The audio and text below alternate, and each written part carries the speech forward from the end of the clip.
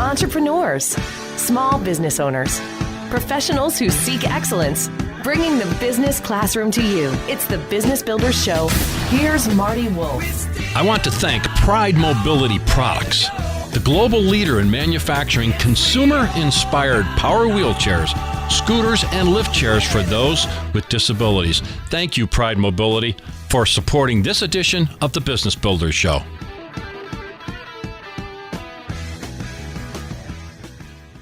Hello, my name is Marty Wolf. I'm the host of the Business Builder Show, and we are at the Positive Business Conference at the University of Michigan, Ross School of Business. I want to compliment this facility. What a beautiful place. The Ross School of Business here is at the University of Michigan. I have a special guest that's attending the conference here today and actually presented at the conference. Wayne Baker is with me today. Hi, Wayne. Hi, good to be here. I'm thrilled you're here. You have a long, distinguished background. I'm not going to read all that. Tell me what you'd like to mention in our interview today in terms of your background. You are a professor here at the Ross School. That's right. I'm a professor of management organizations here at the Ross School of Business. This is my 21st year. Congratulations. Thank you, on the faculty. I've also been associated with the Center for Positive Organizations, which we created around the year 2000. I wasn't the founder or one of the founders, but I was the first director of the center. And since then, that whole approach, this whole conference is about this approach, has informed my teaching, my research, my consulting and speaking has all been from this positive perspective. Center for Positive Organizations. How did that start? Why did that start? Where did the idea come from? Well, there was a group of us that were doing research somewhat independently, and we discovered each other that we had this compatible set of interests. Mm-hmm. And so my angle in the beginning was looking at energy networks. Energy networks, okay. Mm-hmm. Explain. Yep. So you could think about a network as being, the connections and relationships we have with other people. You could kind of draw that. You can imagine the internet's it's kind of a network, obviously, but there's an invisible network of relationships among people. And in those relationships, people give and get help from another. They energize or de-energize each other. Yes. And you make a difference no matter where you are. Sometimes it's positive, sometimes it's negative. That's right. Okay. And we've even found that things like energy actually will move through the network. So your energy level is affected not only by the people you interact with, but by those you indirectly interact with as well. So it kind of propagates or moves through the network. So there were techniques for drawing these networks that existed for quite a while, and the innovation that we had was to start asking about people's energy. So when I interact with you, how does it affect my energy level? It could be anything from very energizing to neutral to very de-energizing. Right. If you had a group of, say, 50 people and each person is answering questions like that about each of the 49 people, that's a little puzzle piece. You put all those together and you draw the energy map. Energy map, okay. Wow. This is fascinating. And when did that start, the center? It was around the year 2000. It was kind of informal, kind of getting together. It formalizes a center a little bit after that. So that was the start, and it certainly grew into this wonderful organization and movement, I guess. Yeah. And now we have the Positive Business Conference here at the Ross School of Business. You presented it a few minutes ago. I couldn't attend.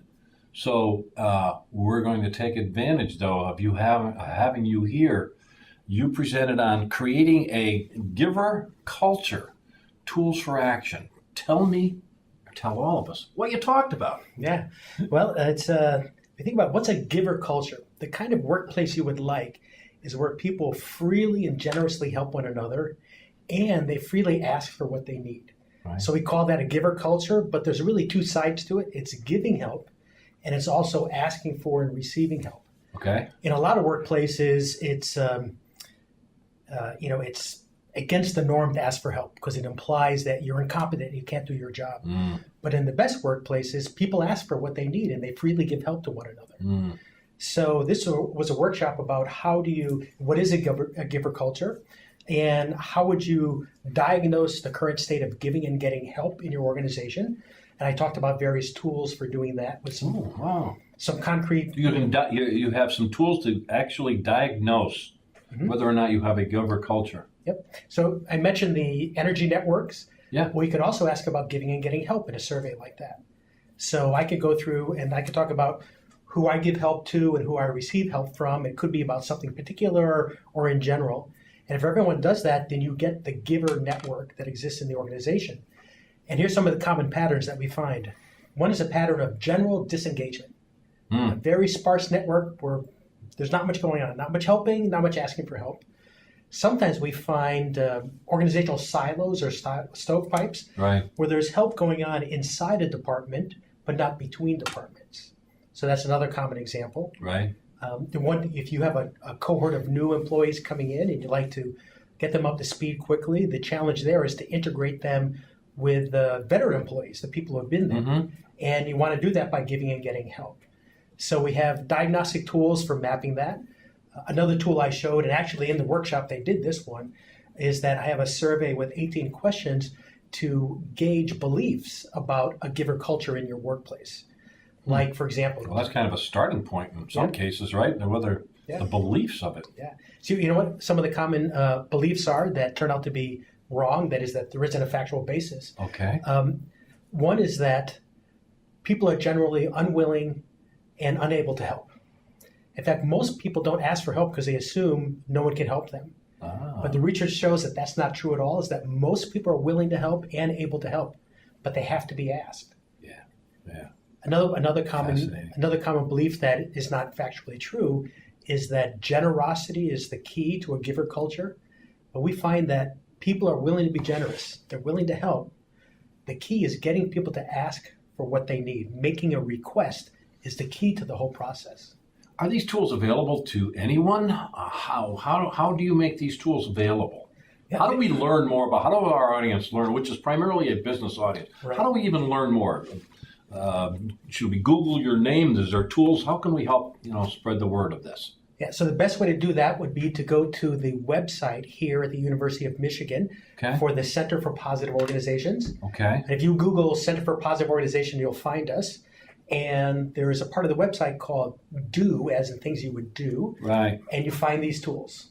And it will give you a description of the tools, links to learn more about them, if there's a cost involved, what that might be. And that would be the best way, because we're sort of a clearinghouse pulling all these things together.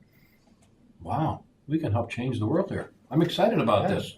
Yeah, that's my mission to do that, Yeah, we put this out. So we go to the Center of Positive Organization. We go to University of Michigan. Yep. We find the Center for Positive Organizations. Then there's going to be Go. Is that how you described it? Do. Yeah. Do. Yes, Do.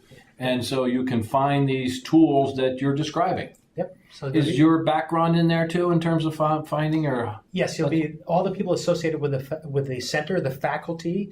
Our bios are there as well. Plus, we have many students, both graduate students and undergraduates, that work with us, and you'll find information about them as well. We have an old educational arm as well as an arm that provides tools and cases and that sort of thing.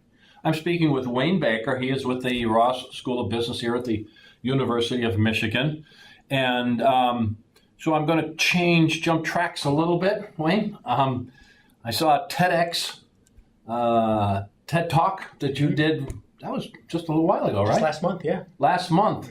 First of all, you were pretty funny. Do you see yourself as being funny? It was entertaining. It was great, So we don't want to go through the whole boat thing. Maybe you do. I don't know. That's fine. But there was a lot of information in there. Let's tell them what was in the TED Talk. TEDx Talk. Was that at the Ross School? It was at the University of Michigan. Yeah. Okay. Yep. All right. So it was at TEDx U of M. TEDx U of M. Wayne Baker. If you look that up, you can find it. So talk to me. So and this is related to the workshop I did today too. I'm seeing the connections. So half of the workshop was about diagnosing. How do you analyze the current state of giving? The part that I'm really excited about is the doing part. How do you treat it? How do you improve? How do you elevate giving in an organization? And so part of my talk was about some of the research and philosophy behind it, but also the practical tools that you can use to increase giving and getting help in an organization. So one tool that we've had is called the Reciprocity Ring. 35,000 people around the world have done that now. 35,000 people. And it's been done in different languages. different countries, cultures, and it always works. It always produces the intended result. What's the format? I mean, I don't want to jump in. So Reciprocity Ring. Ring. Okay, explain what you mean. What do you mean? So it's a group level activity. So we need at least 20 to 24 people. Although we've done it in a group as large as 910 people, but it's usually smaller groups. You have a group that would get together and they would agree to participate in an activity that takes an hour and a half or 2.5 hours, depending on which. There's two variations of it. Right. But both of them are the same thing essentially, which is it's a structured, guided process of asking for and giving help. What would be an example? What would I ask for? What would be an example that you're seeing? Well, let me give you two examples. I'll give you a personal request that somebody had made, and then an example of a business request, because people can ask for both. Okay. So one personal request that I remember quite well is that there was a participant in the Reciprocity Ring who had been orphaned as a baby and was adopted, and his personal request was to discover his biological parents' last name. You think that's impossible to find out. They made this request, explained why it was important. Gave whatever details they could. Okay. And it turned out that somebody else in the room knew how to do it because they had figured it out for themselves. And it was a combination of DNA genealogy and using the Freedom of Information Act to get information from the government. How about that? They sat down together. This person coached them through the process, and he discovered his biological parents' last name. Okay. Case one. Case two. Case two, this will be... So the business. I want to go back to case one, but go to case two. So case two is a large pharmaceutical firm that invited me to come out and run a Reciprocity Ring in New Jersey for one of their drug development teams. And so these are PhD, MD scientists, so very high-level folks. Right. And they're doing research trying to create the next blockbuster drug. So very high-stakes. This is high-level stuff. Yeah. Yes. Okay. So I ran them through this process of the Reciprocity Ring. And one of these MD, PhD scientists said, here's my request. He says, I'm about to pay an outside vendor $50,000 to synthesize a strain of the PCS alkaloid. I'd say I had no idea what he's talking about. What the heck is that? Right. Okay. Well, Google's got the answer. Okay. Go ahead. So I Googled it later on, and I discovered that alkaloids come from plants and can be turned into drugs. All right. And so he had something to do with an alkaloid from a plant that he needed synthesized. And he was going to pay somebody $50,000, a firm outside, to do it for $50,000. Right. Well, another person in the ring said, "I had no idea you had that need. I have slack capacity in my lab. I can slot you in next week and do it for free. Wow. You'll save $50, and our company will save $50." Wow! So there's an example, and I have thousands of stories, just like the orphan looking for his biological parents' last name, or the scientist trying to get help. Now, is this all in person, or can you do this? And have you done it? From a technology standpoint, all over the world. So, is it not always in the room, or is it? Explain to me how the ring could work if you're putting a request out, I guess. Yeah. So I mumbled that question, but you know what I mean. I know. All right, for the last 15 years, there's always been a face-to-face group level activity. So people have to be in the same place at the same time. So it could be a group of 24. When I do it in my class, when I have 75 students, I'll have like 3 rings running at the same time. And we did it with a group of 900 graduating MBAs from Harvard Business School. This was their capstone experience. They had 910 graduating MBAs do it at the same time and the same day, and there were 40 individual rings that were running. Wow. But it's still a face-to-face activity. Yeah. And we've always been asked, can you use technology to recreate this experience and even extend the experience? And we are now developing an application that enables you to do it through your iPhone or your tablet or a desktop. This is, we've always wanted to do this. We've always been asked to do it, but we never thought technology was up to the level to support it. But it is now. And so we've got the app created. It's in early beta. And we have about a half a dozen pilots going on, including one that involves a global network of managers across several countries who never get together face to face. Yeah, see, I would think that there's some awesome power in that. Yeah, so that's where where the face-to-face is not feasible for them. Yeah. But they can use this technology to recreate. And then the advantage, too, is that everything is recorded Everything's transparent. You can see there's all kinds of metrics. We have a dashboard behind it to give feedback to the clients about how it's working. If you've got multiple groups, you can compare them and see where's the best practice, where's the one that needs some help, and so forth. So if I'm running a business, we'll just use this as an example, I can contact you. Where can I learn about this to actually do this? Because again, most of our audience are business people, some big businesses, and all over the lot. So tell us how we would learn more about this. Okay, you can contact me directly. If you just Google my name, Wayne Baker, you'll find a link to me, to my website. But what I recommend is that you go to the Center for Positive Organizations, and you can look. There's a bunch of tools there, and you'll see these tools: the Reciprocity Ring. And that's exactly what you look for. Yep, Reciprocity Ring. There's the Give and Get app, we call it, because it's the idea of giving help but also getting help. Because as you know from watching my TED Talk, and I emphasized this in my workshop today, is that giving is not the problem. It's asking for what you need. Requesting is the problem. That's the barrier. Why? What's the psychological basis of that? Why? Yeah. I think we had this interesting discussion in my workshop. So sometimes people feel inhibited because they're afraid they're going to look weak or incompetent. Yeah. Or there's a sense of pride in, we're supposed to be self-reliant. But self-reliance is a myth. No one is self-reliant. We all need each other. Yeah. So sometimes beliefs can get in the way. Sometimes we underestimate other people's willingness to help, therefore we don't ask. And we talked about this at the beginning. I keep coming back to why don't we do this? I guess in a company culture, certain company cultures would almost be forbidden. Now, you're blessed in Ann Arbor because we're friends with folks like Ari Weinsweg at Zingerman's and Rich Sheridan at Menlo, and these folks have these kinds of cultures, which I'm sure it happens, maybe not formally like you're describing. But boy, this is important because I'm sitting here thinking, wow, the business implications of this, in addition to the human implications, the business implications of this are huge. Oh, absolutely. So one thing we've done in a business context is when we run the Reciprocity Ring and people make a business or work-related request, we will ask them to quantify the benefit. For example, say, I saved money, I avoided costs, I see potential for revenue generation, and we ask people to estimate that.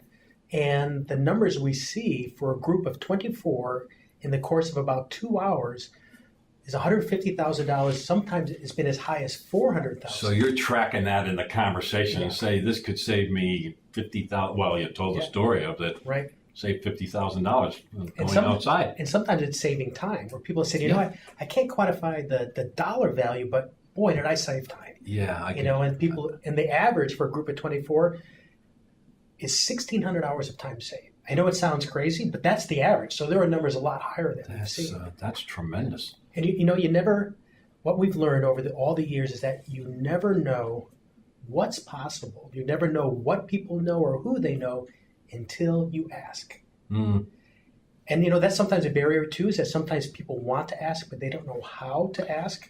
I could see that. Yeah, sure. So part of our training is that we talk about the concept of a well-formulated request and the criteria of a well-formulated request. And in the app, you've got to go through a tutorial about how to make a well-formulated request. And love that. Our research shows that if you make one that is well-formulated, the chances of getting help go up. Wow.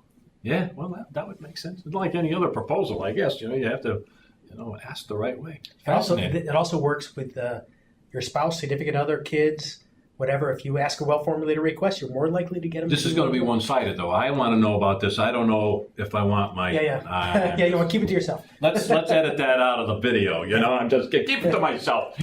Just kidding.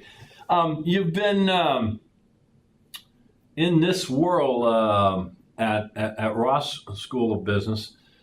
What's and fascinating discussion, but a gentleman with your background, what have you seen as some significant changes beyond what we're talking about here? Business changes, people changes, government, anything like that, because you talk about this at the highest levels.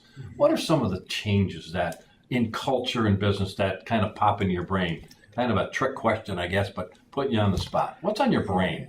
What's on my brain is the theme of this entire conference of positive business, because business is an engine for change. It's a tool, so it could be used for good or bad. Mm-hmm. And that what we see is that more and more people want real purpose in their lives. Yes. It's not just earning a livelihood. That's important, of course. And Part of it. sometimes you're in a situation that's all you can focus on. But people aspire to something more. I think that's true for all the generations. We see it among millennials in particular. Sure. Is they want meaning and purpose beyond just a paycheck. Right. And people, you have one life. People want to make a difference.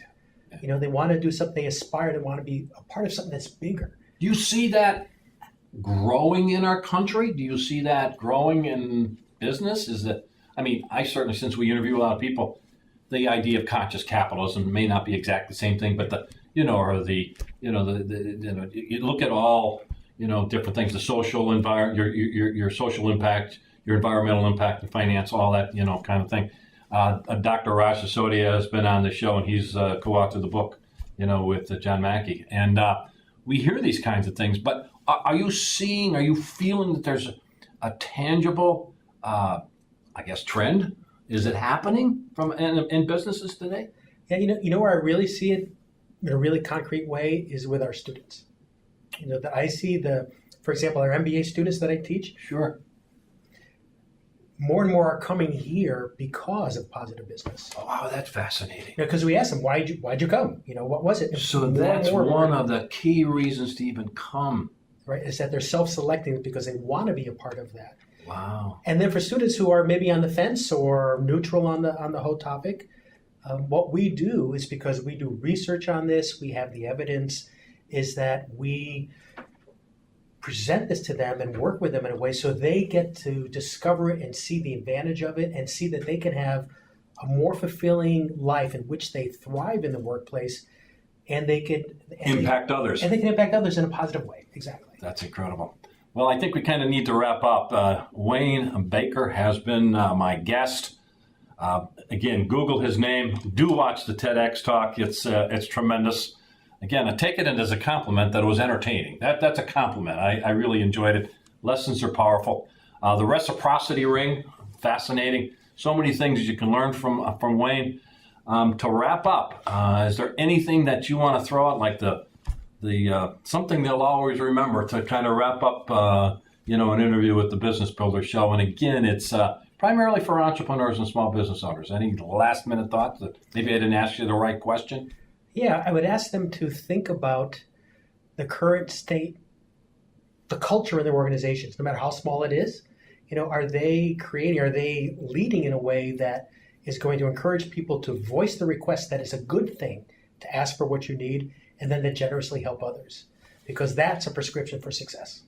It absolutely is. And again, we're around and interviewing people, and the fact of the matter is, it works. It works. Wayne Baker, thank you so much for being on the Business Builder Show. My pleasure. I want to thank Pride Mobility Products, the global leader in manufacturing consumer-inspired power wheelchairs, scooters, and lift chairs for those with disabilities. Thank you, Pride Mobility, for supporting this edition of the Business Builders Show. Bringing the business classroom to you. It's the Business Builders Show with Marty Wolf.